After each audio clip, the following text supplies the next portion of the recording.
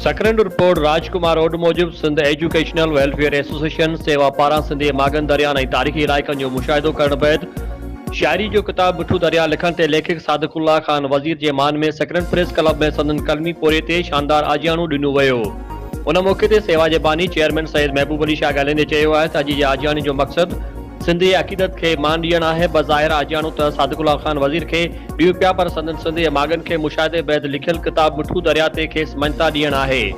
हिन वधीक चयो आहे त सिंधी धरती जी इहा कशिश आहे त जेको बि हिते रहे थो ऐं खाए पीए थो उन मंझि सिंध सां अक़ीदत जो इज़हार नज़र ईंदो आहे। असीं मिठू दरिया लिखण ते सादिकुल्ला खान वज़ीर खे सलाम पेश करियूं था, जंहिं निज पछतो हुजण बावजूदि सिंधी शाइरी करे धरती सां वफ़ा जो वचन वरजायो आहे। सैयद महबूब अली शाह 22 जनवरी ते सादिकुल्ला खान वज़ीर खे संदसि ख़िदमतुनि एवज़ मञता अवार्ड ॾियण जो ऐलान पुर कयो आहे। साहिब महफ़िल सिंधी शाइरी जो किताब मिठू दरिया जे लेखक सादिकुल्ला खान वज़ीर ॻाल्हाईंदे चयो आहे त सभ खां पहिरीं त सईद महबूब अली शाह जो थोराइतो आहियां, जंहिं सिंध जे प्यारनि माण्हुनि सां मिलण जो मौक़ो फ़राहम कयो। हुन वधीक चयो आहे त सिंध में नौकिरी जे बहाने सां 3 साल अॻु अचणु थियो हुयो।